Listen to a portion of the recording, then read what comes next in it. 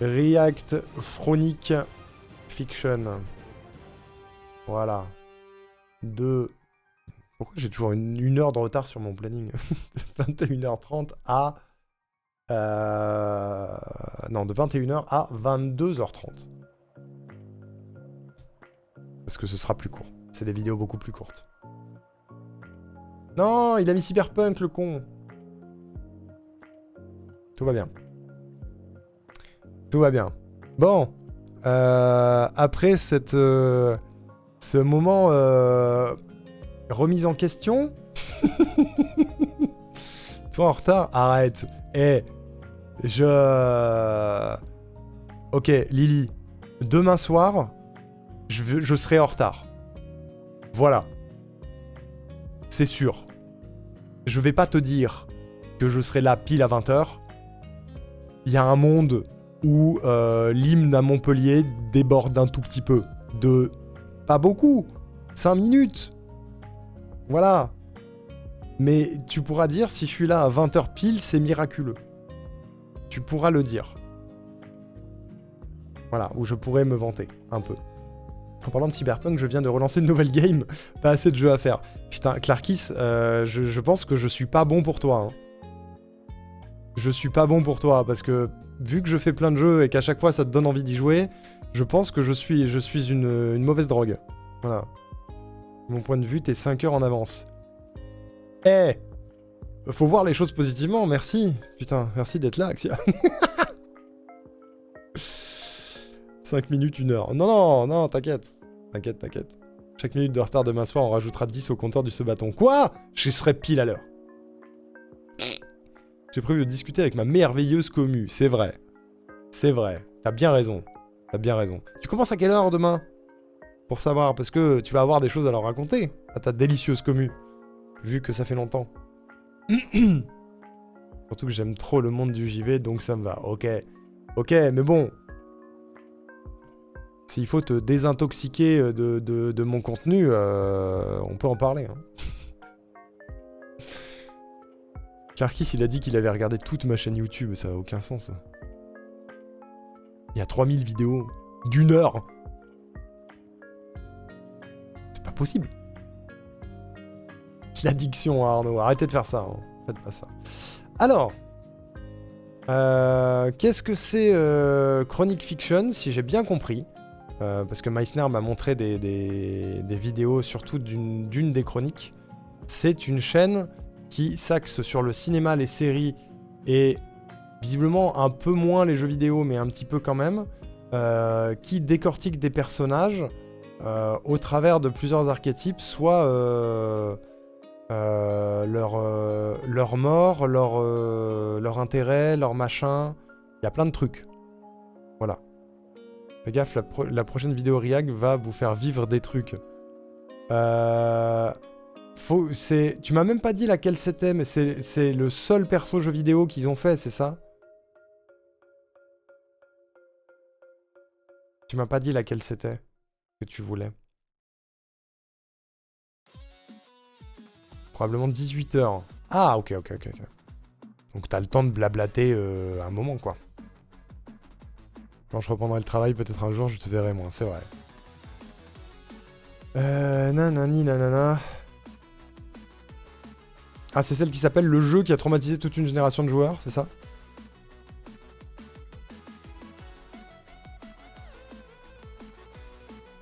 Je crois que c'est ça. Hein.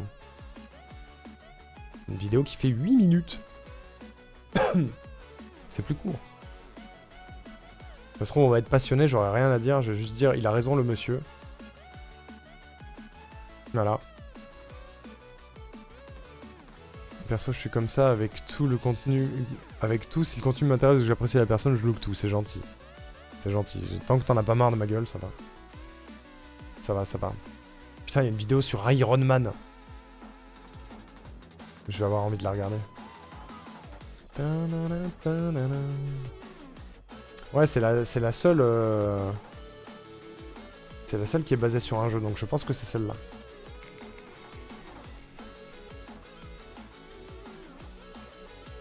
Je sais pas si c'était là, Meissner, mais c'est ça, hein. Parce que c'est surtout... surtout série. Hein. Allons-y. Lançons-nous. Le plus souvent, t'es sur mon 3ème écran et faut d'autres trucs en même temps. Donc, et je fais d'autres trucs en même temps, donc ok, bah heureusement. Heureusement. Ok, allons-y. C'est une nouvelle ambiance, les amis. Chut, tais-toi, Sonic. Nouvelle ambiance, nouveau contenu, nouveau react. C'est parti. On y va. Cet épisode vous est présenté par Geek Mimore. Ah! On peut enlever ça? Ou la pub? Voilà. Parfait. Ah, c'est FF7! Avez-vous joué à FF7? On me demande souvent quel personnage je rêve d'autopsier. Eh bien, je vous propose de... Ah oui, le concept, c'est qu'il décrit, il décortique des morts de personnages pour expliquer. Tu pourras react sur Vendez votre voiture après, bien sûr. Salut, c'est Franck Leboeuf. Bien sûr. Oui, il prend des personnages de pop culture et il décortique leur décès. C'est pour ça que c'est le coroner et qu'il l'autopsie. Bon, l'ambiance. Mais voilà. Voilà. Le 8 est mieux. Le 8 de FF? Je sais pas, j'ai fait aucun des deux, moi. découvrir.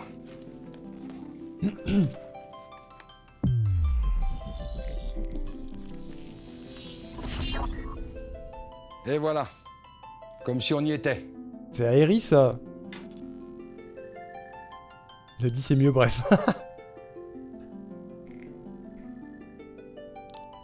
J'ai tellement souffert à l'époque.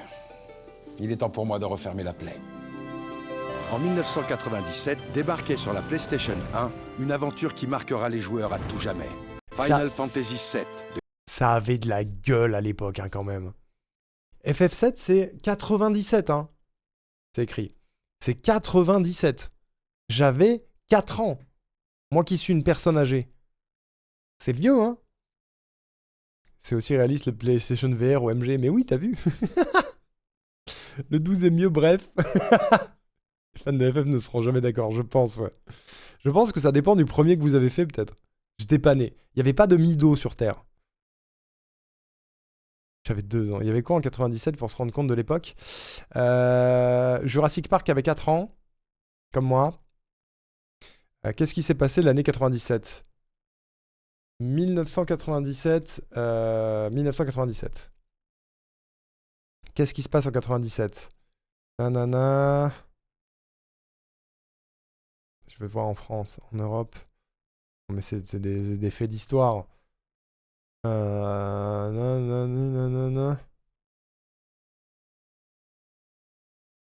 Qu'est-ce qui est sorti en 97? Au cinéma. 97 au cinéma, tiens. Scream.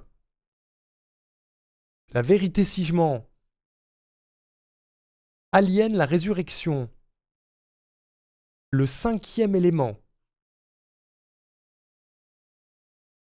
Starship Troopers. Putain la vache. Hercule. C'est l'année de sortie de Hercule. Et de Jurassic Park 2. Je crois. Mon premier, c'est le 7. Et t'as préféré le 12. Ça n'a rien à voir. Ma théorie est fausse. Je fais tous les FF, je saurais pas choisir mon préf. Peut-être le 10 ou le 10-2. Ok. Ça dépend des gens. Putain. Qu'est-ce qu'il y avait comme jeu vidéo? 97 jeux vidéo. En 97, en jeu vidéo, FF7 du coup. Super Mario 64. FF7 est sorti avant Mario 64. Hein. De 1 mois, mais il est sorti avant. C'est une dinguerie. Mario Kart 64, du coup, même année. Warcraft 2. GoldenEye. Bomberman 64.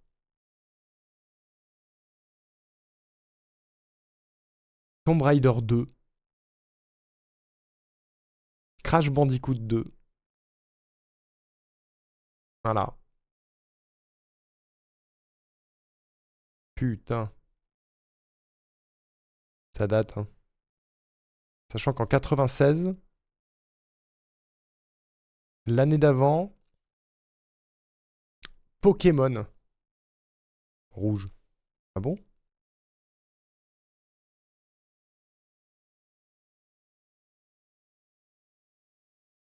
Attends, mais ils me disent de la merde. Elle était chargée rien qu'avec FF7 et Mario 64. Ouais, de fou. Ah oui, c'est au Japon. Pokémon au Japon. Dragon Quest 3 au Japon. Je vais voir en Europe. En Europe. Tekken 2. Tomb Raider 1 en 96. Crash Bandicoot 1 en 96. Command & Conquer Alerte Rouge. Sonic 3D Flicky's Island. Jamais entendu parler de ma vie. Batman Forever. Duke Nukem 3D. Street Fighter Alpha. Waouh. Casper également. Voilà, ça vous remet en contexte. Ça a de la gueule pour du 97, c'est ça que ça veut dire. Yoshinori Kitase. Un scénario dense, des personnages charismatiques et exploits techniques pour l'époque, de véritables cinématiques en animation qui donnaient à l'œuvre une intensité rare sur console. Oui, car, JDG vous le dirait, le support CD de la PlayStation permettait de faire des cinématiques. C'était pas le cas avant. C'est le support CD qui amène les cinématiques. Les graphismes ont mal résisté au temps, mais il y a quelque chose qui rendra le jeu atemporel. Son scénario. Nous suivons Cloud, un soldat mercenaire au service d'un groupe de résistants opposé à la Shinra, une multinationale qui puise une énergie spirituelle affaiblissant la planète.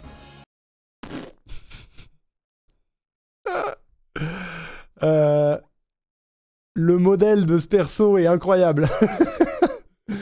Polygon Land, vraiment, au-delà des cinématiques, parce que dans les cinématiques, les persos, ils ont un peu de la gueule. Dans le jeu, c'est vraiment Polygon Land. Hein. Merci JDG. Ouais. Une aventure qui changera non seulement son existence, mais aussi celle de toutes les âmes de l'univers. Si l'histoire se démarquait par sa maturité, ce sont surtout les personnages qui marqueront les esprits. Sur son chemin, Cloud affrontera l'un des plus grands antagonistes de l'histoire du jeu vidéo, Sephiroth, dont l'objectif ultime est de devenir un dieu. Les méchants au Japon à l'époque, c'est vraiment tous les mêmes. Hein. Ils sont grands, cheveux blancs, l'air méchant. Vraiment, Ansem dans Kingdom Hearts 1, c'est pareil, hein. C'est le même gars. Sa silhouette traversant les flammes hantera les joueurs à tout jamais. Devenu iconique grâce à sa longue chevelure argentée et à son épée démesurément longue. Petit truc à compenser, Sephiroth, hein, quand même. Il est très très dark, ouais. C'est Smash Bros. Sephiroth est un combattant aussi terrifiant qu'impitoyable. Oh, ça, c'était dans le film FF7 Advent Children, je crois. Qui était cool. Et à son épée démesurément longue, Sephiroth est un combattant aussi terrifiant qu'impitoyable. Et parmi ses victimes, la jeune Aerys, dont la mort restera l'une des plus émouvantes de l'histoire du jeu vidéo. Très tôt dans C'est vrai que ça a trauma plein de gens, la mort d'Aerys. Hein. le jeu, Cloud fait la rencontre d'une jeune... Oh, les polygones! Regarde!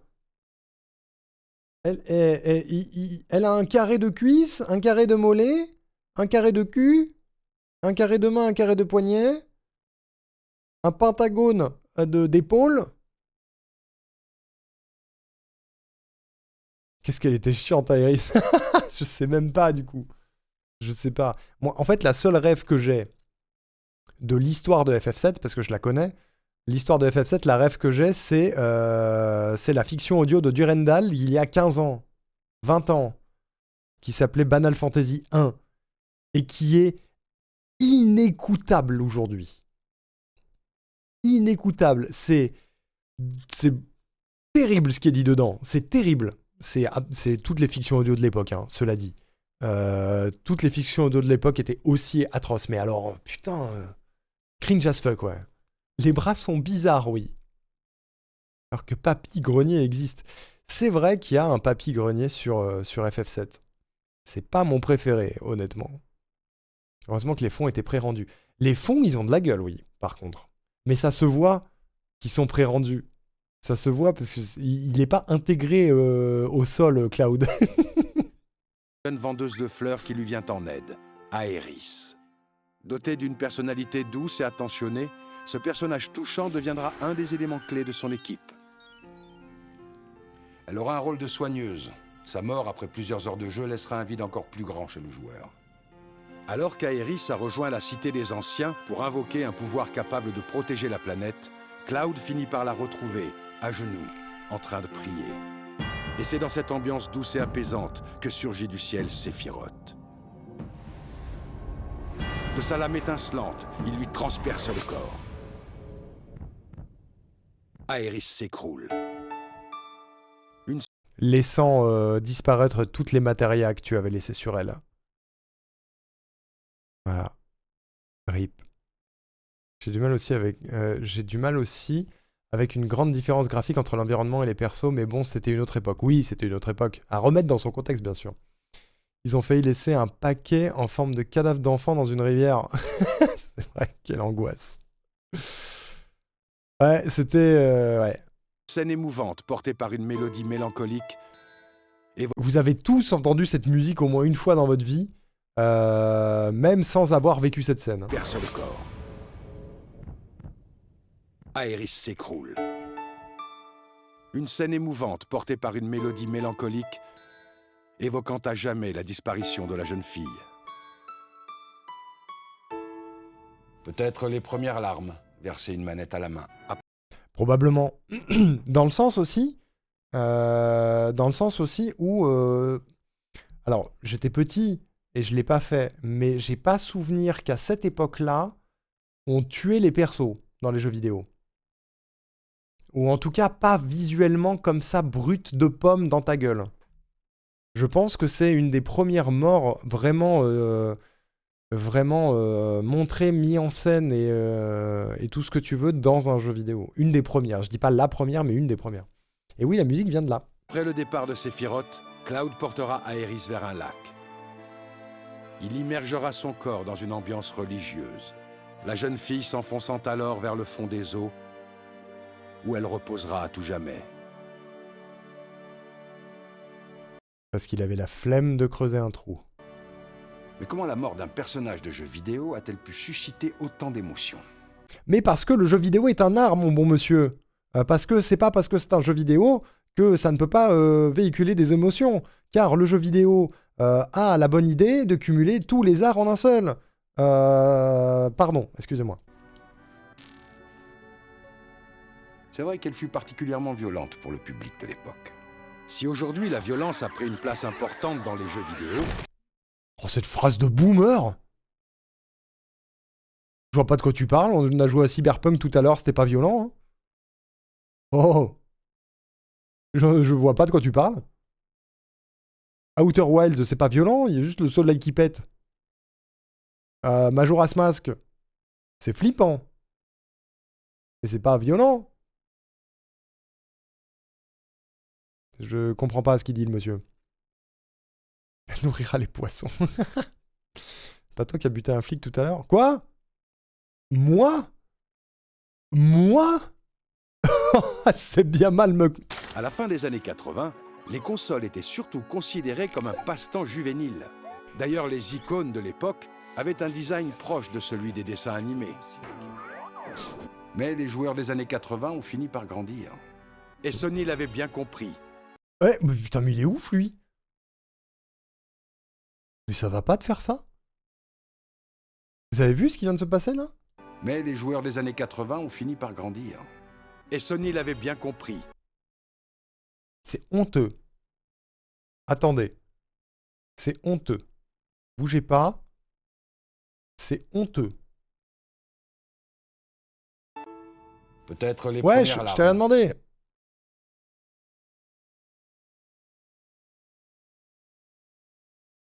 C'est honteux. Vous permettez?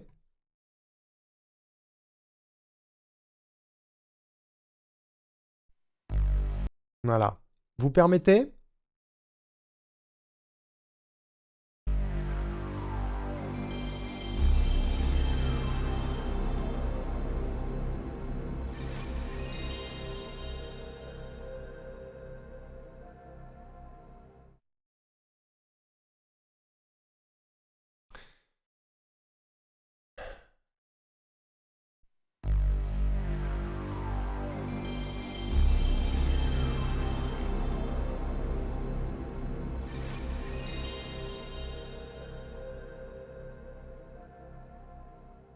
Voilà.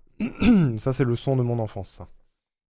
Voilà. C'est ça rend très très heureux, ça. Ça rend l'enfant que j'étais très heureux. Ça ne se fait pas de couper le logo PlayStation, monsieur. Ça ne se fait pas. Alors que les logos des autres consoles, on s'en bat un peu les couilles. Celui-là, il était vraiment bien. Voilà. J'ai j'ai compris.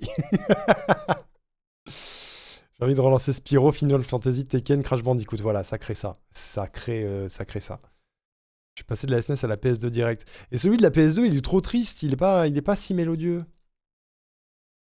La GameCube est très bien aussi. Ouais, allez, d'accord. Allez, ok.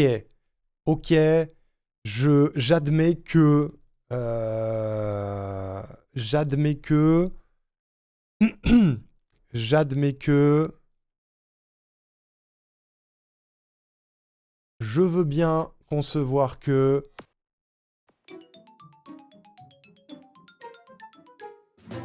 Ok, j'ai très envie de relancer Mario Sunshine, ainsi que Pokémon Colosseum, ainsi que Zelda Wind Waker, ainsi que Smash Bros Melee. C'est vrai. C'est vrai, c'est vrai, c'est vrai, c'est vrai, c'est vrai, c'est vrai. Mais quand même. Mais quand même. La version alternative, il y a une version alternative? Pas mieux que PS1. Non, pas mieux. Différent. C'est pas les mêmes émotions. Rétrospective de toutes les intros de console. Et t'inquiète, il lance TOTK en 2026.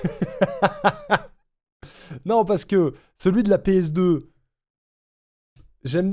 ça va, mais on se fait chier un peu.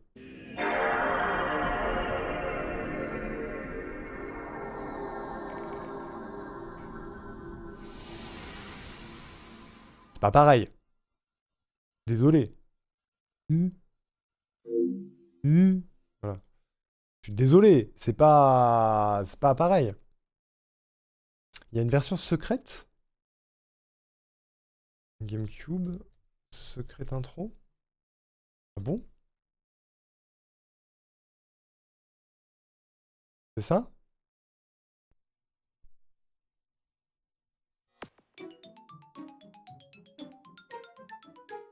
C'est plus épuré, on va dire, PS2.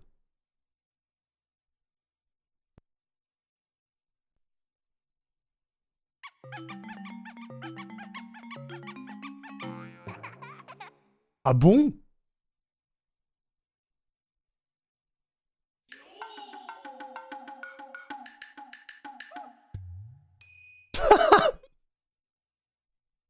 C'est un vrai truc, ça? Mais non. Je découvre. Je préfère le premier. Mais je... Quoi? D'accord. Putain, faut le trouver, ça. Incroyable. Je le faisais sur ma GameCube. Putain, c'est fou. Pas besoin de jeu, juste besoin de relancer la GameCube, du coup.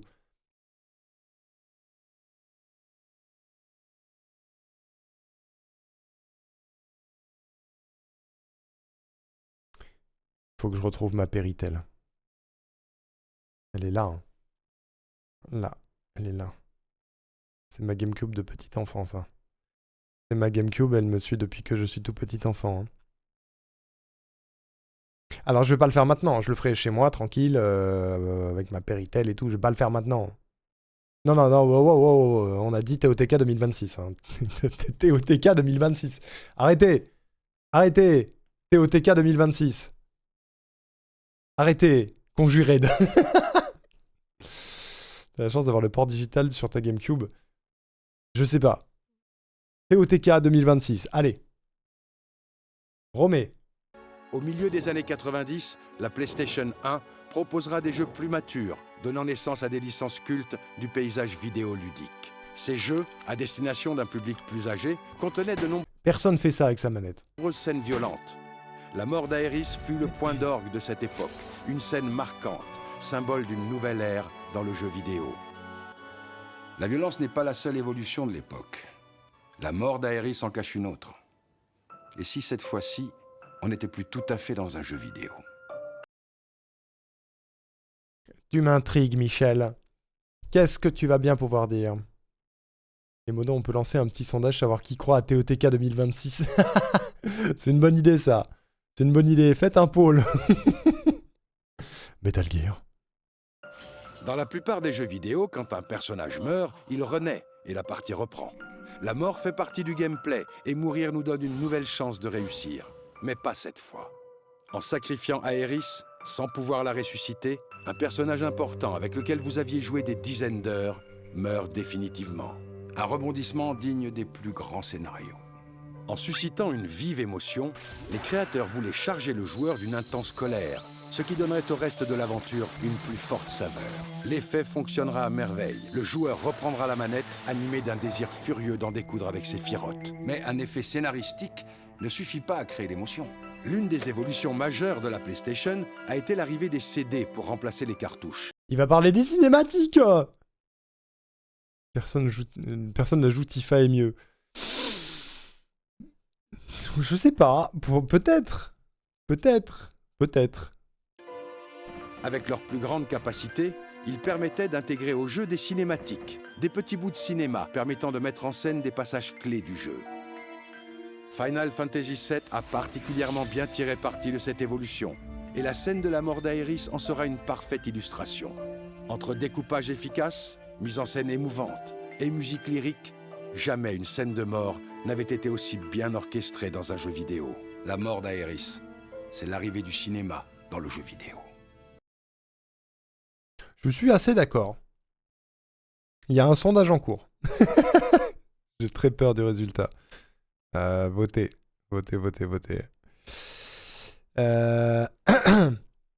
Je suis assez d'accord avec cet homme. Voilà, cette personne dit vrai, cette personne dit juste, en tout cas la personne qui écrit les vidéos dit juste. C'est le début de l'apparition du cinéma dans le jeu vidéo. Parce que la 3D et le support CD surtout. Parce que je pense que si les moyens technologiques avaient été là avant, ce serait arrivé avant. Et voilà. Pourquoi vous rigolez dans le sondage? Je comprends pas. Pourquoi il y a 10 votes pour MDR? Pourquoi personne n'y croit? Mais pourquoi? C'est en 97 l'INU, ouais. C'est en 97, donc c'est le début du support CD. C'est le début des cinématiques. Parce qu'avant, sur les cartouches, tu pouvais pas faire de cinématiques, c'était trop lourd. Les premières générations avec un port vidéo numérique, en plus du port analogique, des gens ont fait un adaptateur pour le convertir en HDMI en ayant une image très qualitative comparée à une carte de capture analogique. Ok. Ben, je sais pas si c'est mon cas. Je pense pas. Mais sinon, ça peut s'adaptoriser. Hein. J'avais Tomb Raider quand même. Enfin, il me semble. Tomb Raider est sorti l'année d'avant, le premier. Il est sorti l'année d'avant. Et je sais pas quelle était la proportion de cinématiques dedans et s'il y avait des cinématiques de mort dedans. OMG, quelqu'un croit en moi! Quelqu'un croit en moi sur ce sondage! Merci, personne qui croit en moi. Tu es désormais mon préféré, ou ma préférée. Allez.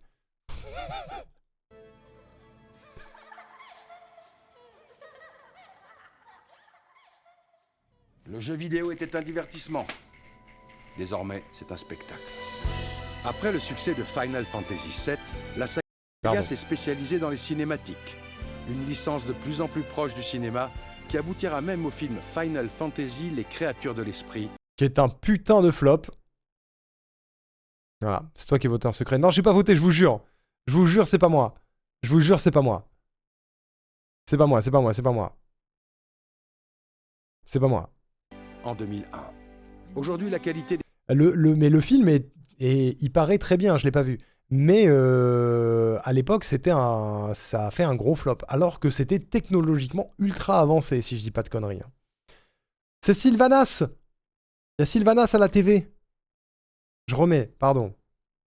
Film Final Fantasy, les créatures de l'esprit, en 2001. Aujourd'hui, la qualité des cinématiques dans les jeux vidéo n'a de cesse de nous impressionner, proposant des scènes toujours plus spectaculaires, rendant la frontière avec le cinéma de plus Et spoiler, ils m'ont spoilé Cyberpunk. en plus floue. Aujourd'hui, 23 ans après la mort de la jeune vendeuse de fleurs, 23 ans. à l'époque où c'est sorti. C'était il y a 6 ans. 29 ans. 29. Kinu. Oui, il y avait Kinu.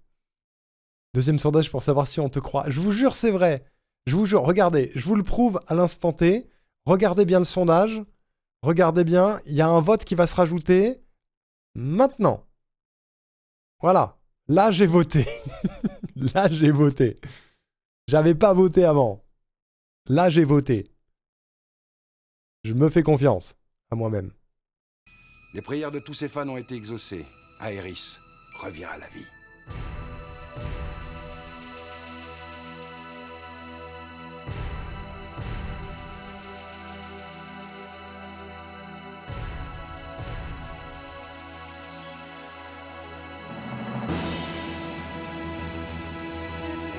Cette musique.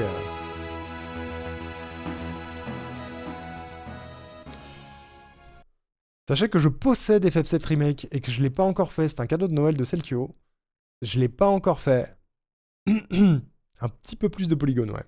Elle est très stylée. Peut-être un jour. Pour moi ou pour vous, ou les deux, mais peut-être un jour je le ferai. Pas en 2026. On le fait en 2026. Non. Sauf si on a le temps. Si on a le temps.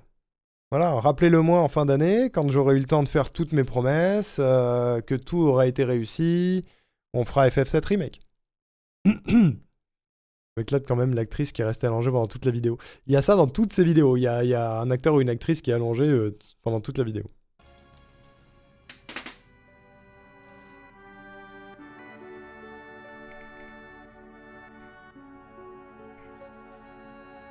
Mission accomplie. Allez. La réalité m'attend. Et elle est bien moins jolie qu'Aerys. À bientôt. Et n'oubliez pas, on peut rater sa vie, mais pas sa mort. Les effets spéciaux. Voilà. Elles sont chouettes ces vidéos. Enfin, leurs vidéos, parce qu'ils sont nombreux. Oui, ils sont très nombreux, putain. Ils sont très très nombreux. Très très très nombreux. Putain. Ce sont surtout les personnages qui marqueront mes esprits. Alors, il y a un jeu de voiture, là. Je peux jouer avec ou pas Tu veux? Ouais, je me suis dit, on va faire un effet maintenant. Il a fait une blague et j'ai ri. La mise en scène, ouais, ça a de la gueule. La mise en scène, la lumière, le cadre et tout. C'est pas une chaîne YouTube sans budget, quoi. C'est pas une chaîne YouTube sans budget. Et du coup, je trouve ça intéressant. En revanche, Meissner nous disait que c'était la seule vidéo basée sur le jeu vidéo. Et il avait peur que les autres soient un peu hors sujet par rapport à la DA de la chaîne. Chose où je suis pas full d'accord, parce qu'on parle quand même pas mal de pop culture à des moments, et je me dis, qu'est-ce que vous en pensez si on s'en fait une autre? Voilà. Sachant que je vois le petit Boromir là, il m'avait conseillé Boromir, mais je l'ai pas regardé, et vu qu'on a fait ça en début de journée, est-ce que c'est pas la journée? Le monde a changé. Twitch a changé. Les participants du FFS se renforcent de jour en jour.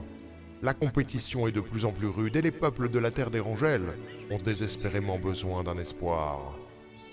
Heureusement, il existe dans une petite contrée l'héroïne dont les gens ont besoin.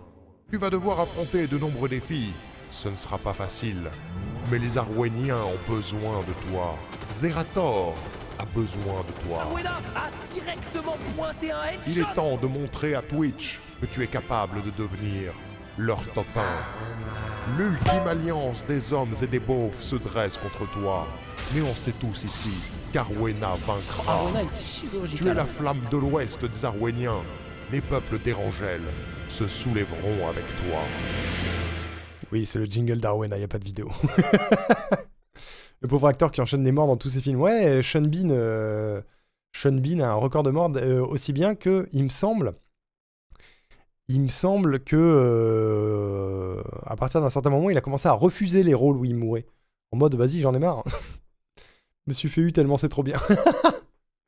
On s'est amusé ce matin. On a fait le jingle d'Arwena qui est elle aussi fan du Seigneur des Anneaux. Donc voilà. Et il y avait un petit Gollum, ouais. Je sais pas qui a joué Gollum, mais... comment ça se fait que personne ne croit en moi dans ce sondage-là? Pourquoi il y a 12 MDR pour 2? Ben oui, évidemment, dont moi. Pourquoi vous me croyez pas? C'est scandaleux. Honteux. Boromir. Ça vous va, Boromir? Parce que sinon, il y a Logan, où Wolverine, c'est vraiment trop stylé. Le film Logan est vraiment trop bien. Et Meissner avait aussi conseillé le Joker. Voilà. Voilà. Parce que Breath of the Wild est long à faire. Bon, pas de quoi vous parler. C'est pas contre toi, mais bon. Vous êtes mignon. Je pense que The Witcher 4 sort en 2027, et donc tu feras probablement la trilogie d'origine en 2026, donc pas le temps pour TOTK.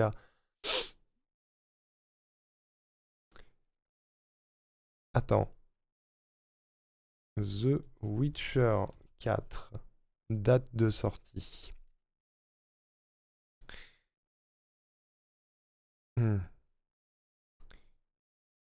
Nanana.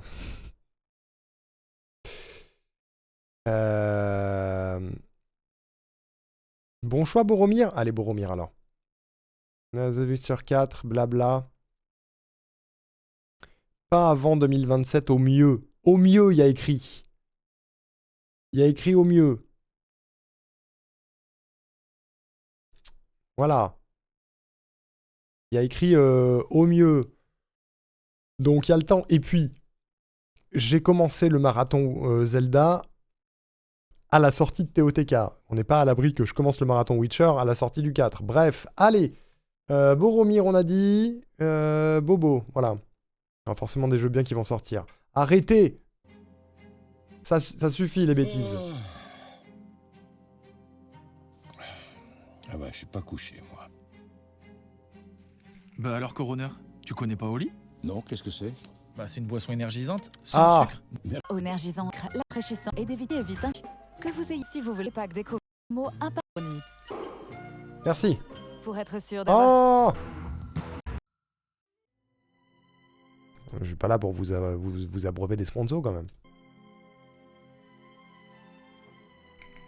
La femme du lanceur de couteaux. 10 ans qu'ils faisaient leur numéro. Il lançait à 5 mètres, les yeux bandés, lui aussi. Plus de 600 représentations et jamais une égratignure. Sauf qu'il y a quelques jours, il a appris qu'elle avait une liaison avec le cracheur de feu. Forcément, ça a chauffé. Et le moins qu'on puisse dire, c'est qu'il l'a pas raté. Bon, je pense qu'elle aura plus besoin de ça. Je vois pas le rapport avec Boromir. Parfois, il vaut mieux éviter d'avoir une confiance aveugle. Depuis toujours, le cinéma nous permet d'explorer l'imaginaire. Combien de villes féeriques, pays J.K. Péta... Pardon. fantastiques, planètes étonnantes, mondes merveilleux ou galaxies lointaines nous a-t-il fait visiter? Et si certains voyages nous marquent plus que d'autres, Mais ce Timothée Chalamet, hein! Que je trouve... parfaitement lambda. il en est un qui marquera les spectateurs à tout jamais. Allez, compagnons, en route pour la Terre du Milieu. En 2001 sort en salle Le Seigneur des Anneaux, la communauté de l'anneau de Peter Jackson. Ah putain, cette musique! Premier volet d'une trilogie fantastique adaptée de l'œuvre de Tolkien. Dans ce film, Sauron, le Seigneur des Ténèbres, veut récupérer l'anneau unique. Quelle année il a dit? 2001? C'est ça? Pardon, excusez-moi, je coupe. Je suis trop chiant. Désolé. Non, pas les jeux. Seigneur des Anneaux. 2001. 24 ans, le Seigneur des Anneaux. Et ça a pas vieilli. Je trouve. Je me le refais tous les ans, tous les 2 ans à peu près. Je trouve que ça a pas tant vieilli, hein. C'est quand même une jolie prouesse, hein. Cet artefact magique, doté d'une grande puissance, lui permettrait de reconquérir la Terre du Milieu. Mais l'anneau sera confié à Frodon, jeune hobbit dont la mission sera de le détruire. Est-ce que vous avez un avis sur Frodon? Moi, oui. Pour empêcher la résurrection de Sauron, il devra alors jeter l'anneau au cœur du Mordor, à l'endroit même où il a été forgé, dans le feu de la montagne du destin. Attends. Un périple qu'il n'accomplira pas seul.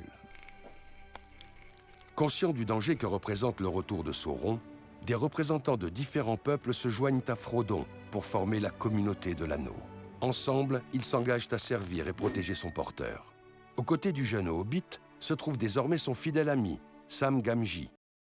Est-ce que vous avez un avis sur Sam Gamgee? Moi, oui. C'est le meilleur perso. Merry et Pippin, deux hobbits facétieux. Ouais. Legolas, elfe et archer remarquable.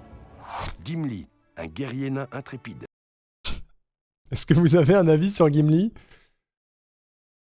Il est vraiment bien. Est-ce que vous avez un avis sur la raclette? Moi, oui. Moi aussi. Alors, j'aime pas Frodon, il me saoule. Je comprends le poids qui pèse sur les épaules de Frodon, que c'est pas facile, qu'il est manipulé par l'anneau, blablabli, j'ai envie de le baffer H24. Alors que Sam, t'as envie de lui faire des câlinous, qui s'en prend plein la gueule et qu'il est toujours là, et Gimli, t'as envie de lui faire des câlinous, et surtout de boire une gigantesque pinte avec lui. Et t'as envie de rouler des pelles à Legolas aussi. Gandalf, puissant magicien et chef de la communauté. Et je veux que Gandalf soit mon papy.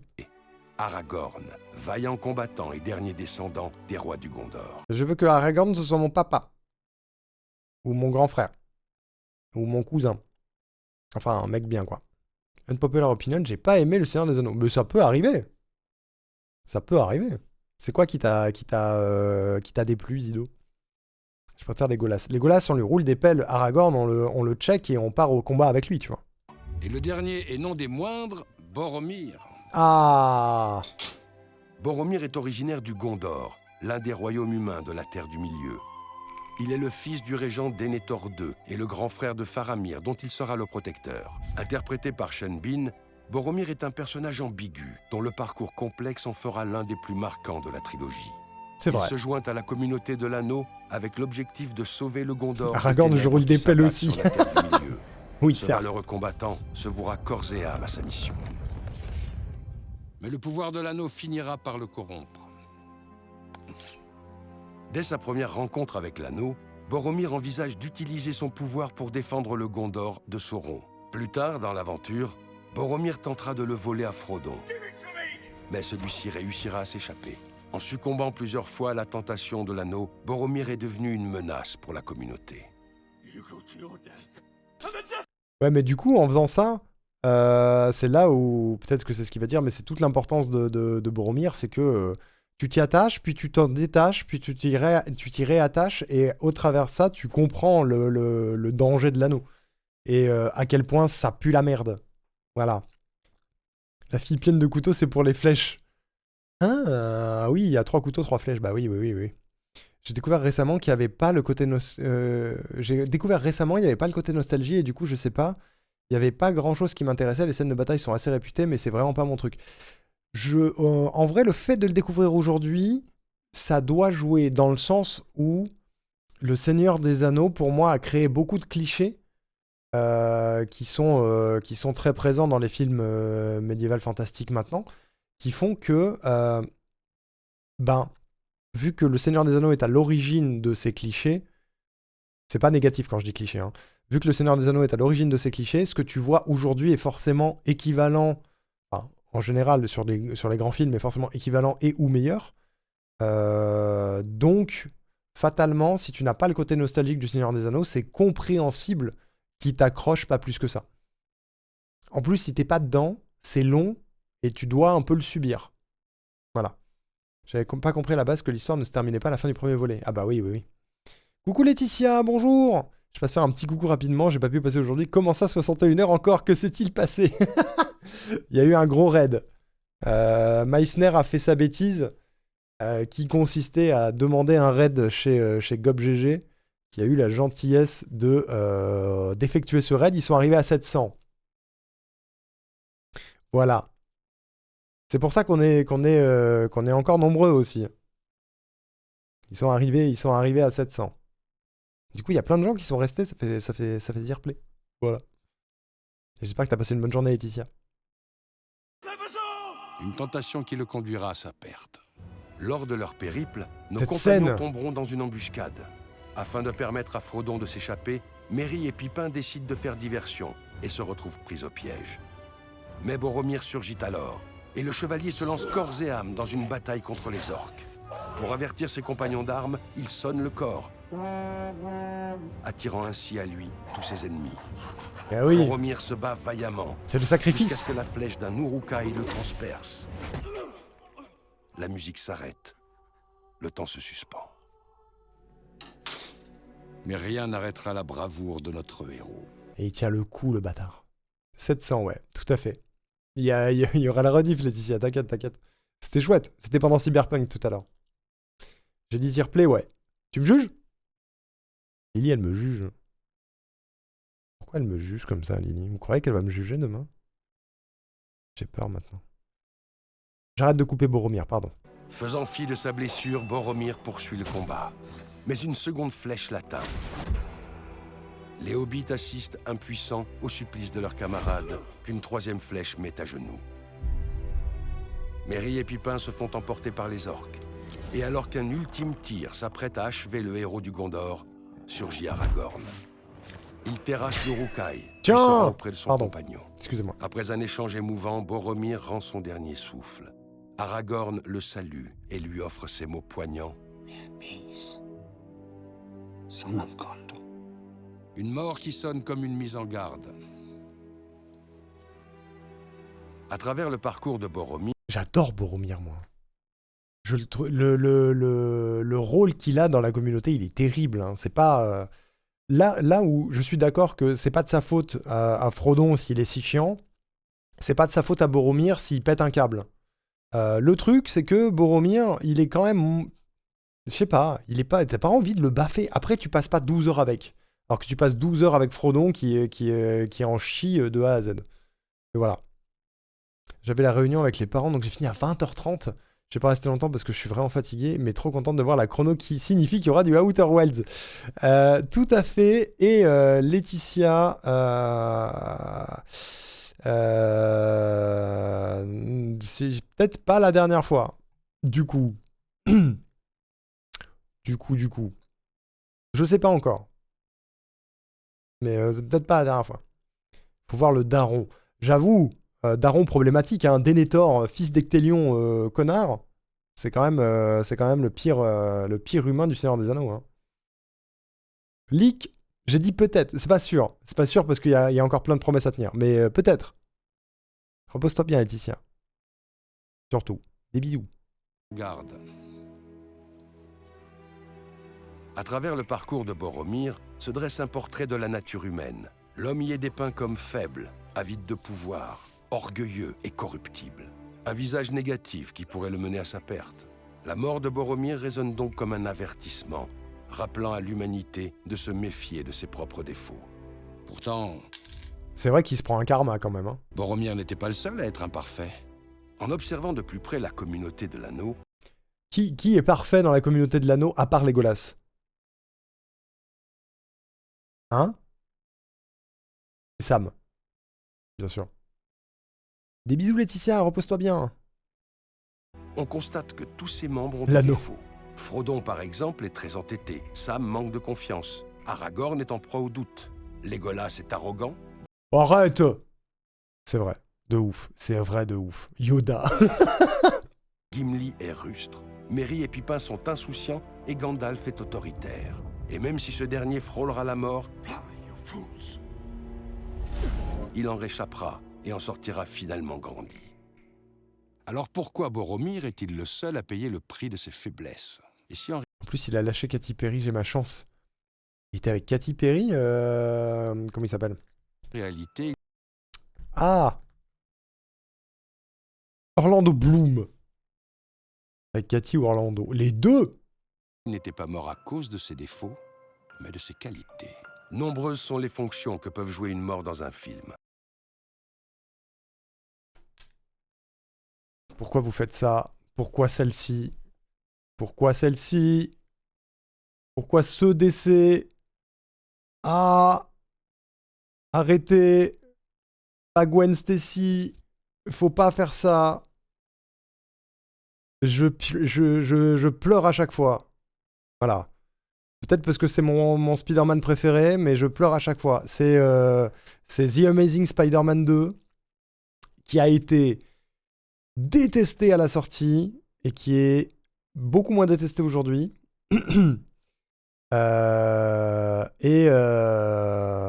je le trouve exceptionnel parce que c'est un des Spider-Man qui respecte le plus le personnage, à savoir un gars qui en chie sa race et qui vit que des drames et qui lâche pas l'affaire pour autant. Cette mort me fait rire un peu, j'ai pas de cœur. Quel enfer. Et Emma Stone est trop cool. J'adore Emma Stone. Alors qu'en vrai, ils sont bien les films. Mais oui, pour moi, c'est le meilleur. Andrew Garfield dans Spider-Man et le scénario est bien. En fait, c'est les méchants qui le desservent. C'est les méchants qui le desservent dans Spider-Man parce que le méchant du 1, le lézard, est pas exceptionnel et tu n'as pas beaucoup d'attache à ça. Les méchants du 2 sont un peu caricaturaux, les deux. Electro et le bouffon vert sont un peu caricaturaux, c'est pas ouf. Mais par contre, les protagonistes, Peter Parker et Gwen Stacy, sont trop bien. Ils sont très très humains, ils sont très bien mis en scène, ils sont très bien joués. Andrew Garfield et Emma Stone, ils sont très forts, je trouve. Voilà. Moi, j'adore. Mais je suis pas objectif sur Spider-Man. Mais quand je regarde la trilogie avec Tobey Maguire, j'ai envie de baffer tous les personnages excepté Tante May, qui est adorable. Mais Peter Parker, j'ai envie de le taper. Mary Jane, elle est chiante à crever. Et le Spider-Man de Tom Holland, il est chouette. j'ai pas de problème avec. Mais il est... comment dire, Disney-proof, on va dire. Mis à part dans le dernier, il vit pas. Dans le dernier, il vit quand même des sacrés drames. Mais sinon, dans les autres, il vit pas tant de drames que ça. Il a vraiment. C'est le Spider-Man qui a la vie facile, quoi. En gros. Andrew Garfield, BG. Ah, Andrew Garfield, je l'épouse, hein. Je crois. Hein. Et oui. C'est devenu la Carla Bruni canadienne. Attends, qui? Emma Stone? Comment ça? C'est-à-dire, quelle est la ref? Il y a quoi? Ah, Katy Perry. Oh. Oh. Oh. Katy Perry qui sort avec l'ancien Premier ministre canadien. Oh. Oh, j'ai eu peur. J'aurais été un peu triste. Quand même. J'aurais été un peu tristoun. Voilà, ça va. Voilà, il est MCU récentière, Tom Holland, ouais, tout à fait. Ursula, j'ai un doute sur le prénom. Et Mims aussi. Trop pour être un love interest de ce Peter Gigacon. Ursula. Ursula. De quel film tu parles, Aoko? Ursula? Zendaya?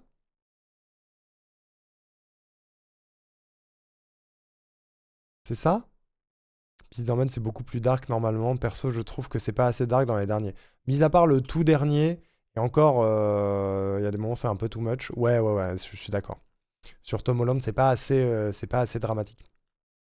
Il y avait une autre conversation en parallèle. Ok, j'ai fait un AVC, tout va bien. En même temps, Katy Perry ose F-tier avec ses chansons homophobes et son tour dans l'espace. Je suis même pas au courant, tu vois, mais ça me va. Je n'en avais pas grand-chose à foutre et du coup, tout va bien. Bon, excusez-moi, j'ai dérivé sur Spider-Man, mais il y avait Emma Stone à la télé, alors... Aux prémices d'une histoire, par exemple, elle donne le ton. Elle place le spectateur sous tension pour le reste du film. Alors qu'enfin... La voisine gigapipou de Peter dans Spider-Man 2 avec ses petites tresses. Ah oui, c'est Ursula, tout à fait. Elle est vraiment trop... Elle est trop mimes. Elle est trop mimes. Fin d'histoire, elle sert généralement de leçon, tel un bilan du chemin parcouru. La mort de Boromir remplit ces deux fonctions. Placée dès le premier volet, elle nous indique que cette aventure féerique sera malgré tout semée d'embûches. Et en se situant à la fin du premier film, elle nous délivre une leçon. Et pour comprendre cette leçon, il faut se tourner vers Aragorn. Bien qu'il fût élevé par les elfes, Aragorn est le second représentant humain de la communauté. Souvent considéré comme le pendant lumineux de Boromir, il permet à l'auteur de compléter son portrait de l'homme. Et si les deux héros partagent de nombreuses qualités, telles que la bravoure et l'honneur, pour mieux comprendre leurs différences, il faut se tourner vers la qualité qui distingue véritablement Aragorn de Boromir. Mais que représente donc Aragorn ? Bah, tu me poses la question. Je me tais parce que c'est intéressant. Aragorn se différencie de Boromir par sa connaissance des peuples et des cultures de la Terre du Milieu. De plus, en tant qu'héritier caché du trône du Gondor, il choisit de vivre en exil, évitant ainsi les tentations du pouvoir. Il montre également une compréhension profonde des enjeux politiques et stratégiques et prendra des décisions réfléchies pour la communauté. De par son érudition, son humilité et sa perspicacité, Aragorn incarne la sagesse. C'est le chef, quoi. C'est le bon côté de l'humain. C'est littéralement le bon côté de l'humain. Là où Boromir, il est beaucoup plus... comment dire impulsif et inculte aussi. Ça joue. Épouse-moi, Legolas. Petit coucou de Clint Eastwood sur la vidéo. Ouais, il y avait Clint, ouais. Une qualité transmise par les elfes qui lui permet de se maîtriser face à l'anneau. Qualité qui a fait défaut à Boromir. Pourtant, Boromir aussi se distingue par une qualité. En dépit de ses moments de faiblesse, la loyauté. Boromir est dépeint comme un personnage loyal. Ouais. Une loyauté démontrée par son dévouement envers le Gondor, son royaume. Boromir est profondément attaché à la protection de son peuple. Même lorsqu'il tentera de s'emparer de l'anneau, il le fera par fidélité envers son père. Ah, cette tête! Et au cours du périple, il restera un ardent défenseur de la cause de la communauté. Son sacrifice final témoigne également de son dévouement envers ses compagnons et leur quête. C'est Même vrai. ses dernières paroles scelleront son allégeance nouvelle envers Aragorn. I would have followed you, my brother. My captain. My king. Cette phrase-là, putain. Excusez-moi, mais Seigneur des Anneaux, dans mes veines, hein, quand même. Boromir, le fils du Gondor, dont le nom signifie loyal en Sindarin, incarne donc la loyauté. Une qualité qui se révèle parfois être un défaut. En opposant Boromir à Aragorn, Tolkien oppose la loyauté à la sagesse. Et en destinant Aragorn à régner et Boromir à mourir, l'auteur nous révèle qu'à ses yeux, la sagesse est supérieure à la loyauté. Une position qui se justifie par le contexte de création de la saga. En effet, marqué par la Première Guerre mondiale, Tolkien cherchait à critiquer la loyauté, qui pouvait conduire à servir aveuglément un camp, alors que la sagesse permet d'évaluer avec clairvoyance les conséquences négatives et les vertus de nos actes. Si la sagesse peut mener vers la paix, la loyauté peut guider vers la mort. C'est exactement là qu'elle conduira Boromir. La mort de Boromir. Bien dit, cela dit. C'est bien dit, c'est pas faux. T'as mon sommeil entre les mains. Ah, plus je mets de temps, moins tu vas dormir, c'est ça? Avec Arnaud qui fait des pauses toutes les 2 secondes, ça va être long. Eh, j'ai pas fait de pause là! Pendant super longtemps. Mais je trouvais ça intéressant le parallèle. J'avais jamais analysé ça comme ça. Mais oui, c'est pas bête, ouais. C'est pas bête. La mort de Boromir, ça a fait un truc à l'époque. Ben, moi, je l'ai découvert un peu tard, Le Seigneur des Anneaux. Je pense que j'avais genre 15 ans. Donc, ça devait être en 2007, un truc comme ça. En 2 phrases, j'ai pas fait de pause. Arrêtez! Et du coup, ça m'avait fait un truc aussi, quand même. nous rappelle que si la main tient l'épée, la raison doit porter le coup.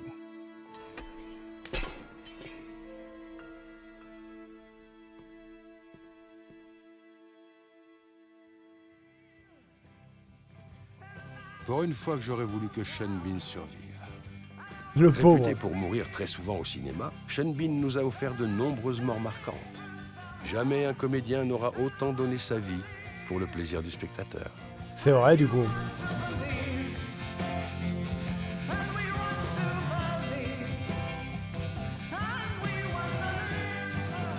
Oh, waouh, cette chute.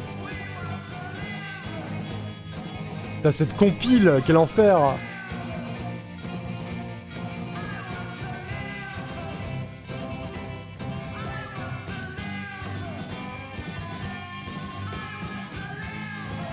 Dans Game of Thrones, c'était stylé aussi. Ouais.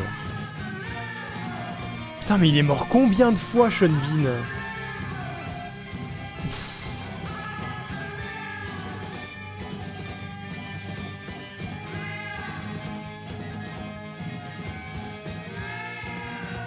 Il meurt dans Silent Hill, Sean Bean?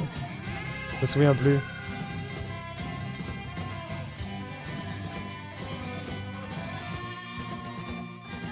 Zwing, Colette. Bon, elle n'aura plus besoin de ça non plus. Allez, à bientôt. Et n'oubliez pas. La bise. J'aurais été sûr.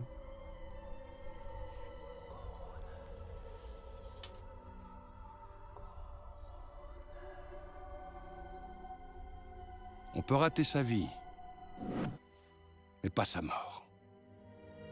Les effets spéciaux, OMG. OMG. Terrible.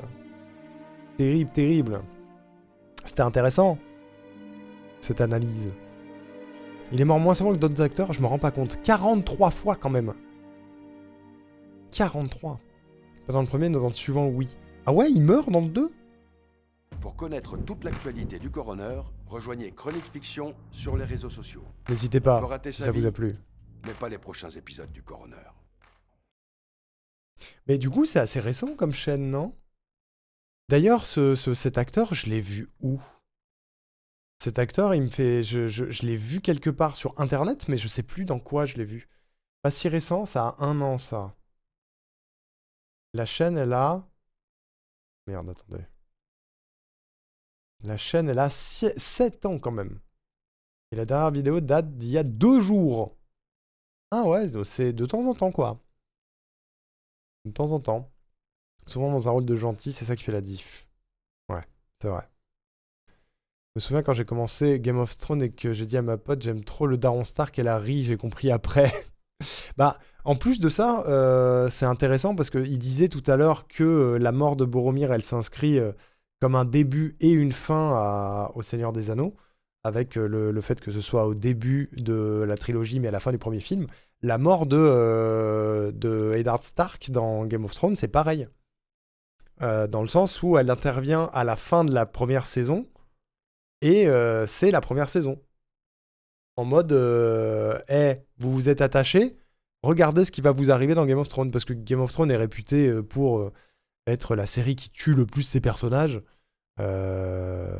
Ok, et c'est devenu too much en plus. Genre au bout d'un moment, tu perds un perso principal, t'es un peu en mode, oui bon bah ouais, c'est Game of Thrones, on s'en fout quoi. C'était devenu too much sur la fin. Après c'est mon avis à moi, mais c'était bon. Je suis pas très fan de Game of Thrones. Oui, c'est Chronique Fiction. C'est Chronique Fiction. Tu connais Colette? C'est Red Flag? Ah bon? Ils ont pas mal de moves vraiment dégueulasses à base de venez bosser gratis pour nous 3 jours, on vous autorise à venir voir un tournage. Il y a des gens qui ont payé pour notre Kickstarter. Ah ouais? Waouh. Environ une vidéo par mois avec parfois des pauses. Ah oui, effectivement, ça fait ça. Ils sont réguliers, quoi. Il y a une vidéo sur la mort de Stark.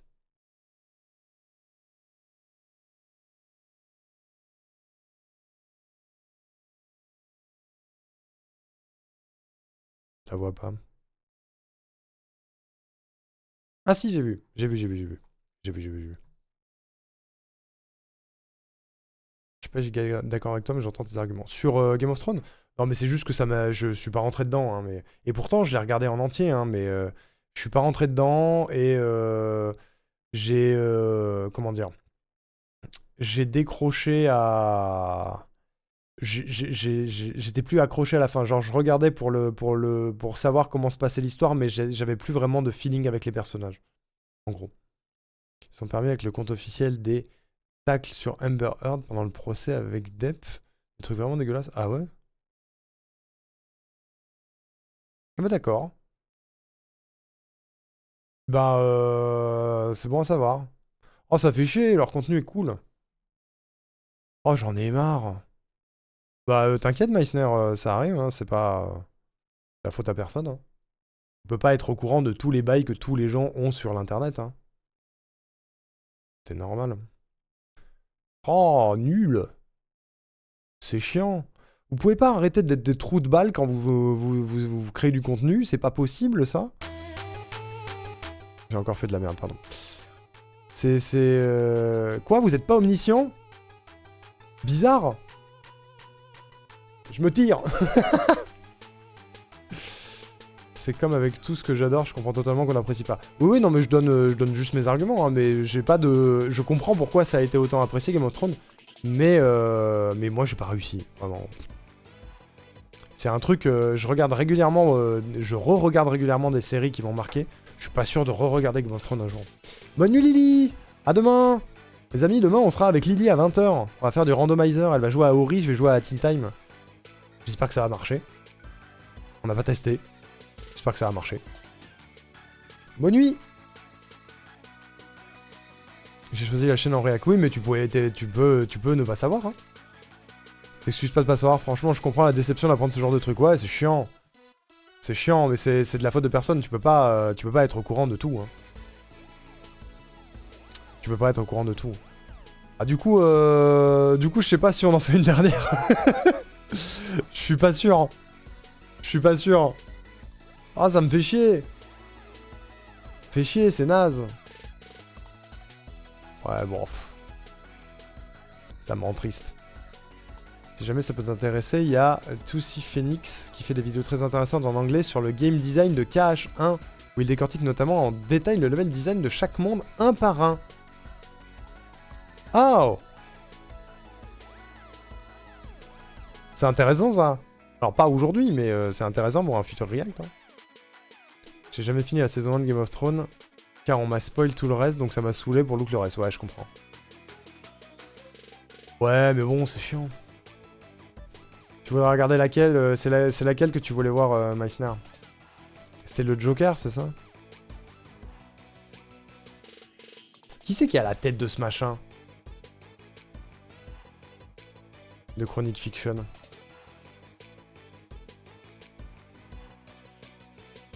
Le sujet est intéressant. Bon l'heure que Diato. Merci, repose-toi bien. En fait, c'est même pas une question de... C'est même pas une question de pas vouloir en regarder une autre parce que les trucs. C'est surtout que... on a un dernier react à faire. Et probablement que ce sera un petit peu plus long. La vidéo du Joker? Allez. On se fait la vidéo du Joker et après on petit dinosaurise. Comme ça on va au bout du react. Ça vous va? On fait ça? Mais Chronic Fiction pétasse du coup. Allons-y. C'était deux au début mais ils se sont séparés. Peut-être pour ces raisons-là, cela dit.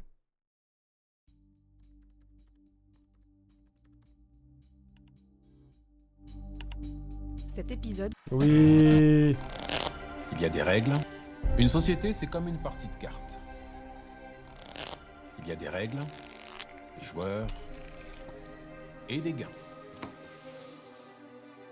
Le but du jeu est de rafler la mise. Mais lorsque les règles sont injustes et que ce sont toujours les mêmes qui gagnent, alors il faut quelqu'un pour les changer. Joker. En 2008 sort The Dark Knight de Christopher Nolan. Cette intro. Second volet d'une trilogie consacrée à Batman. Plus gros succès au box-office cette année-là. Ce blockbuster sombre, à la mise en scène maîtrisée, est considéré comme l'un des plus grands films de super-héros de tous les temps. Unpopular opinion, j'ai détesté. Voilà. Mais j'aime pas Batman. C'est le petit Batou, ouais. J'aime pas Batman, j'ai jamais accroché à Batman, jamais. À la limite, j'accroche à ces méchants.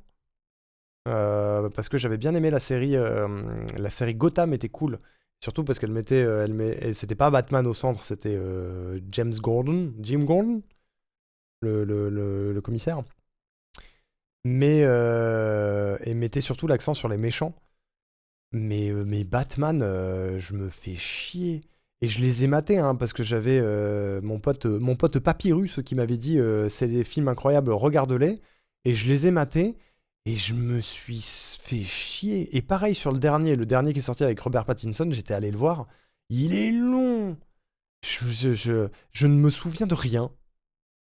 Je ne me souviens de rien de ces films. Vite fait des méchants, c'est tout. Unpopular opinion, mais voilà. Et qui dit super-héros, dit super-vilain. Si ce film marque autant les esprits, c'est grâce au personnage du Joker. Incontrôlable, brillant et charismatique. Chacune de ses apparitions crève l'écran. Un personnage qui doit beaucoup à l'interprétation inspirée du comédien, qui recevra un Oscar à titre posthume pour ce rôle. Oui, c'est vrai qu'il est décédé, Heath Ledger. C'est bien ça, hein. Mais oui, l'acteur était très cool et le personnage est marquant. Mais je me souviens que de ça, quoi, du film. Je me souviens pas du plot, je me souviens pas de ce qu'il fait de méchant dans le film. Un rôle qui l'aurait rendu fou. Pour préparer le rôle du Joker, Heath Ledger s'est enfermé durant 6 semaines dans une chambre d'hôtel, notant ses pensées les plus effrayantes dans un journal intime. Mais pourquoi ils font tous ça quand ils jouent le Joker? C'est fou. C'est pas le... Y a pas un délire similaire avec Jared Leto sur Suicide Squad, là? Meilleur des Jokers, oui, les autres sont pas fous. Ok, j'ai pas vu le dernier film Joker avec... c'est Joaquin Phoenix. Je l'ai pas vu. Mais pourquoi ils font tous ça de se rendre zinzin? Le méthode acting, ça s'appelle comme ça? C'est fou de faire ça. Une exigence qui lui permettra d'incarner au mieux la folie de son personnage. Si ça marche, ok, mais... Une folie qui transparaît à chaque instant. Portant un maquillage clownesque et une tenue colorée, le Joker s'applique à semer le chaos à Gotham City. Acteur studio, ouais. Son côté imprévisible laisse croire qu'il agit sans objectif précis. Et beaucoup pensent que ses actes sont guidés par la démence. Une démence. Ah, c'est de là qu'elle vient, cette phrase? Je savais pas. Jared Leto, c'est un harceleur sexuel qui a utilisé le méthode active pour harceler l'actrice de Harley Quinn. Pourquoi je suis même pas étonné de ça? C'était pas un rire, hein. C'était un soupir jaune. Je m'en bats les couilles de Jared Leto en soi, hein. Je connais juste le fait qu'il a fait ça pour le Joker. Mais je suis même pas surpris, tu vois. Mais, oui, enfin, même si ça marche, je pense que c'est pas ouf pour la santé mentale du type. Non, je pense que c'est pas terrible, hein. Franchement, je ne me mettrais pas dans ces conditions-là pour jouer Danny Rocta, moi, hein. Parce qu'il a pas une vie facile non plus. Mais quand même. Qui a connu de nombreux visages. Ennemi le plus emblématique de Batman, le personnage réapparaît dans chacune de ses adaptations. Un antagoniste récurrent qui connaîtra une étonnante évolution. Si en 1989, dans le film de Tim Burton, le Joker incarné par Jack Nicholson est un méchant antipathique, 30 ans plus tard, le Joker de 2019 est devenu un héros attachant. C'est un héros attachant? Ils ont rendu le Joker héros attachant dans le Joker? Parce que tout le monde est dithyrambique sur le film. Il paraît qu'il est absolument dingo. Tout le monde, j'ai pas entendu la moindre personne me dire que le film était ne serait-ce que mais. C'est que ça doit être vachement bien, mais du coup, est-ce que ça casse pas un peu le délire du perso? Quoi, tu ne t'es pas enfermé dans une boucle temporelle où tous tes amis meurent afin de t'immerger dans le rôle de Dan? Non. Mais comment un méchant aussi emblématique a-t-il pu devenir un héros? En fait, tout s'est joué dans The Dark Knight. Dans la pop culture, la plupart des méchants sont rattachés à un héros, vivant à travers lui et servant à le valoriser. Longtemps, le Joker lui-même a été le faire-valoir de Batman. Un détraqué voué à toujours perdre et faire briller le justicier de Gotham. Pour pouvoir s'en détacher, il fallait donc ternir l'image de Batman et briser à jamais son statut de héros. Un statut que le Joker fera voler en éclats. Afin de renverser Batman, le Joker mettra le chaos à Gotham City. Acculé, le super-héros commettra une série d'actes indignes d'un justicier. Laisser Harvey Dent se dénoncer à sa place. I am the Batman. Choisir de sauver son ex-petit ami plutôt qu'un procureur. Putain, je me souviens de rien, c'est une catastrophe. Et pirater le téléphone de tous les habitants de Gotham pour retrouver son ennemi. Le public découvre alors un visage décevant de Batman. Celui d'un super-héros dépassé, cachant sous son masque un milliardaire bling-bling et enlisé dans une histoire d'amour.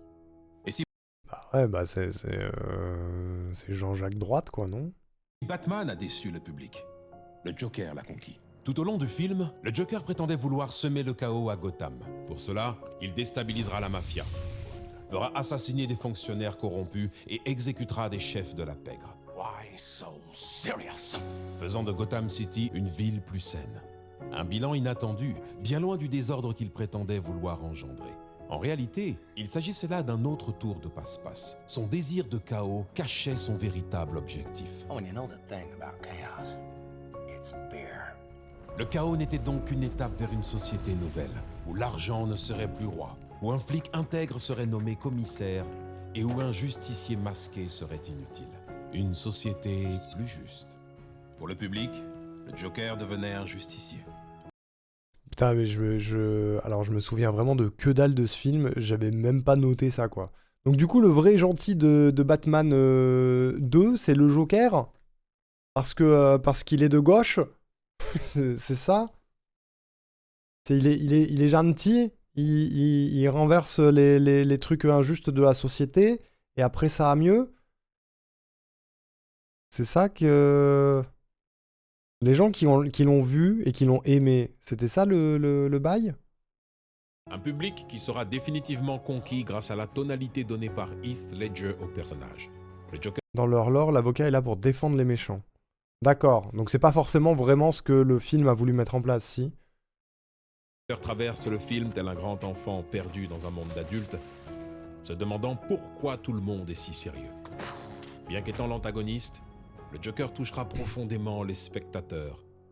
Une émotion qui sera accentuée par la mort du comédien, quelques mois avant la sortie du film, changeant l'image du Joker à tout jamais. J'avoue que ça a dû aider aussi. Ils cherchent à convaincre que les méchants ne le sont pas tant que ça. Ok. C'est intéressant en tout cas. L'analyse est intéressante. Après, le fait que je connaisse pas du tout le film, ça m'aide pas à avoir un vrai avis dessus, honnêtement. Mais ça explique pourquoi ça a marqué autant. Hein. J'étais pas super fan du film, mais là je trouve que la vidéo surinterprète en mode edgy. Ah ouais?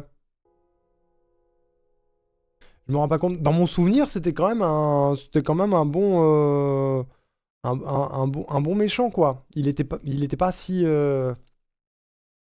gentil. En fait, il incarnait bien l'antagoniste de Batman, et vu que Batman, je souffle, bah du coup, je pense que en le voyant, j'ai dû être plus attaché au Joker qu'à Batman, mais parce qu'en face, c'était Batman. Vous voyez ce que je veux dire? Une image d'habitude réservée aux héros. Mais qui a dit qu'il fallait un masque et un collant pour en devenir un? Superman, bon qu'à détruire des buildings. Et Iron Man aide les autres juste pour la frime. Non, les super pouvoirs, c'est dépassé. T'es méchant avec Iron Man. Après tout, Sam Gamgee n'était qu'un simple... Tu fais un peu réfléchir, ouais. Et Willow n'était pas plus haut que trois Attends, il a dit du mal de Sam Gamgee, là? pommes. Un véritable héros a juste besoin d'être lui-même. Des enfants ont pu vaincre un démogorgon. Un geek a changé le monde dans Mr. Robot. Et même Wall-E, le robot éboueur, a sauvé l'humanité. Quant au Joker, il a prouvé qu'un fou aussi pouvait devenir un justicier. Je suis pas objectif, je suis toujours perplexe quand on essaie de dorer le blason du Joker parce que c'est un Doc Whittle de mascu et d'extrême droite. Un peu, hein, quand même. Le véritable crime du Joker, c'est d'être devenu le nouveau héros de Gotham. Il fait un bon taf d'avocat, cela dit. C'est... ouais. C'est... en tout cas, c'est réaliste. Le gars est ultra violent sans aucune limite. Oui. Après, est-ce qu'il transmet un message qui peut être interprété positivement? Peut-être. C'est possible. Mais bon, là, vous en faites des tonnes, monsieur l'avocat. Quand même, je suis pas sûr que le jury soit d'accord avec vous. Sacré Joker, son plan a parfaitement fonctionné. Désormais débarrassé de Batman, il va enfin pouvoir vivre sa propre aventure. Si la version du Joker de Jared Leto décevra le public, c'est que le film avait oublié que l'image du Joker avait évolué. On lui y propose un Joker manichéen, cupide et complètement fou. Bien loin de ce qu'il est de... Ah mais on a envie de lui mettre des tartes, non? Uniquement. Je sais pas, j'ai pas vu le film, mais les méchants transmettent toujours un message comme tous les persos d'un récit, c'est vrai. C'est vrai. Devenu dans l'esprit du public. En revanche, en 2019, sortira le Joker de Todd Phillips.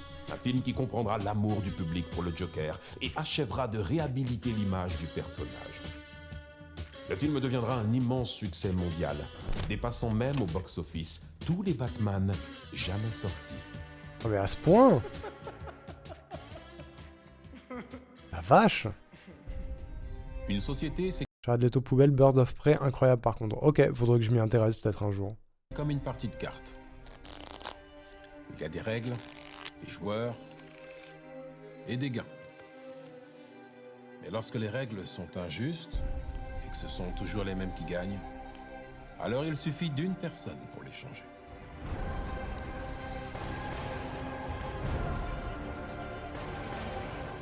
À bientôt. Et conseil d'avocat. Vous voulez faire le mal? Faites-le bien.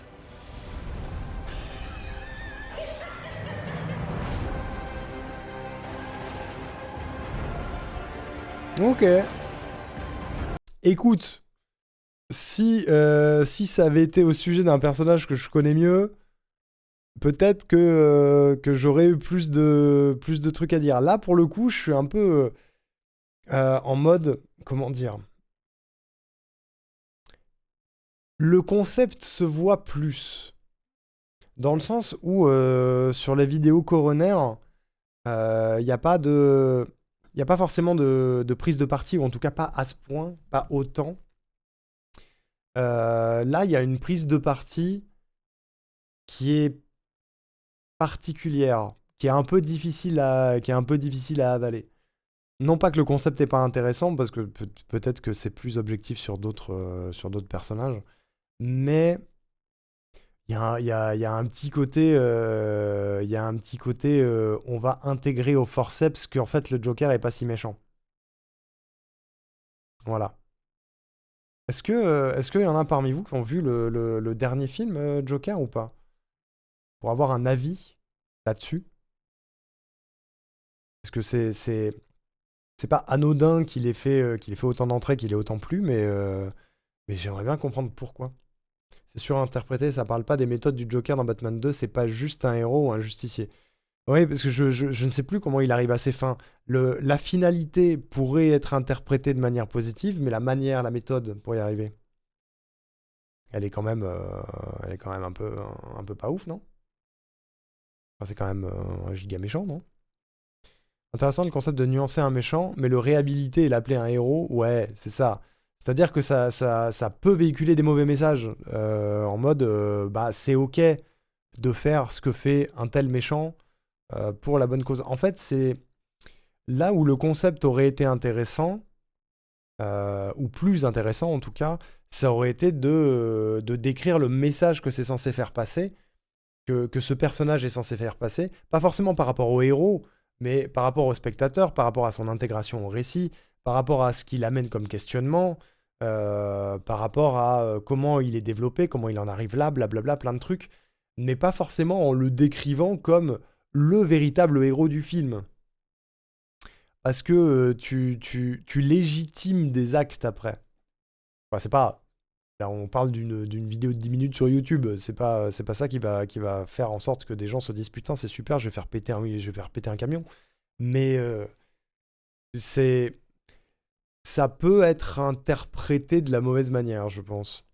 Alors qu'il y aurait moyen de décrire ce personnage-là en montrant l'ambivalence des actions en mode les impacts peuvent être positifs, mais la méthode importe et la méthode elle pue la merde, quoi. Joaquin Phoenix est extra dans le rôle. Le film est une origin story du Joker, mais ça en fait pas un héros non plus dans mon souvenir. Ok. Joker, ouais, vu après qu'un pote ait justement trouvé le film Joker attachant, comme il dit dans la vidéo, le film est bien, mais de là à trouver le personnage attachant, c'est forcé. Ok. Le but du film Joker, c'est pas qu'on trouve le Joker attachant. On est d'accord.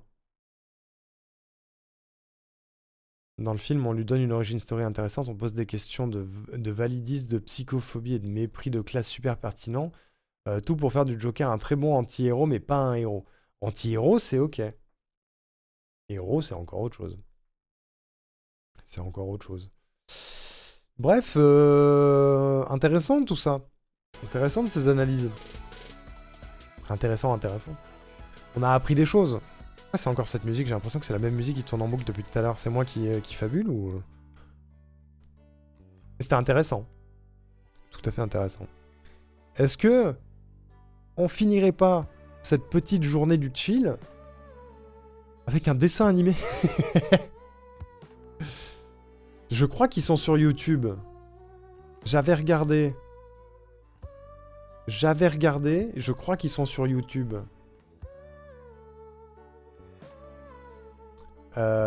Ou sur quelconque plateforme. Attendez, je cherche. Je les avais trouvés quelque part. Bonne nuit Zido. Des gros bisous. Merci pour l'avoir été là aujourd'hui. Le petit dinosaure. Le petit dinosaure. T'avais une préférence, Axia, ou pas? Putain, je les avais trouvés l'autre jour. Il y en a un sur Netflix. C'est vrai? Non, pas du tout. On m'a menti. On m'a menti. C'est un react pour chialer. Je voulais aller dormir, mais je reste pour Petit Pied. C'est Petit Pied! C'est Petit Pied! Alors attends. Putain, mais je les avais trouvés l'autre jour. Je les ai pas... J'ai pas gardé le lien quelque part? Est-ce que j'ai été malin? Ou est-ce que je suis parfaitement con?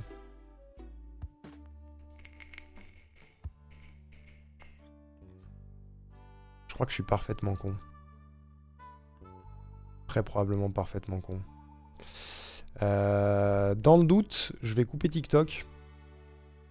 Parce que là, du coup, on va react à quelque chose qui est moins facilement dispo que des vidéos sur YouTube. Donc on va couper TikTok.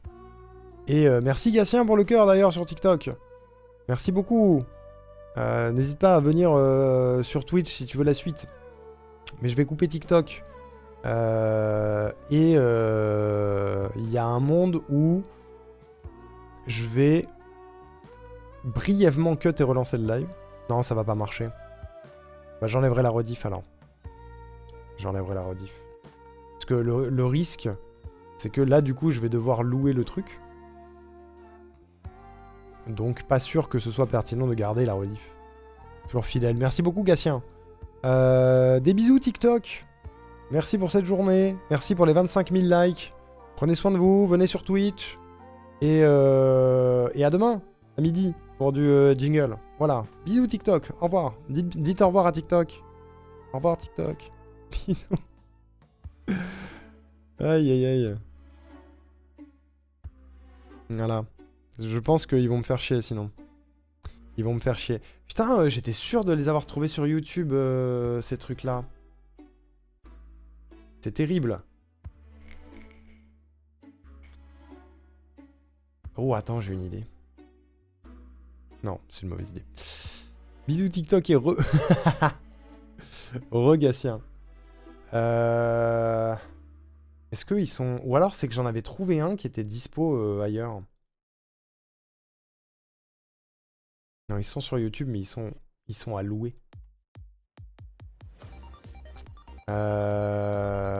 Ouah, 1994. Petit Pied et son nouvel ami. Incroyable. Ouais, l'humo, ouais. Re. Je suis en train de me tâter sur un truc. Parce que ça me fait chier de... Ça me fait chier de dégager la rediff entière de la journée. C'est terrible, il n'y a plus TikTok. Comment je vais faire pour battre leur record de like? OMG, Eventé! Tu pourras le battre demain, ou après-demain, ou après-demain. Regarde, il reste du temps. Combien de temps il faut que le live soit cut pour que ça fasse une nouvelle VOD? Je regarde. Sinon, on fait une petite pause, le temps de recréer une nouvelle VOD. Mais je sais que hier, quand ça a planté, j'ai relancé direct et ça a fait une seule et même VOD. Parce que c'est relou de perdre les 11 précédentes heures sur Twitch. Vous voyez ce que je veux dire? Mais vu que j'étais persuadé qu'ils étaient dispo quelque part, j'ai pas pensé à ça. Like. Est-ce que c'est pas parce que c'était après minuit hier? Non, du coup. Parce que ça m'a fait le même truc. Quand on était sur pic et que j'ai redémarré le PC, et que ça a pris 5 minutes, ça m'a fait une deuxième VOD après. Mais c'était après minuit, et hier ça a planté après minuit aussi, mais ça a gardé la même VOD. Donc à la limite, je fais une petite pause de 5 minutes. Le temps de relancer le stream. Et on fait ça, ça vous va? C'est chiant, je sais. C'est un peu chiant, mais ça évite les soucis. C'est ok pour vous? Vous êtes d'accord avec ça? Vous faites F5 dans 5 minutes? On fait ça? Ok? C'est relou, mais bon. Allez, on fait ça. A tout de suite. Je reviens à 35. Ça marche? À 35, je reviens. A tout de suite.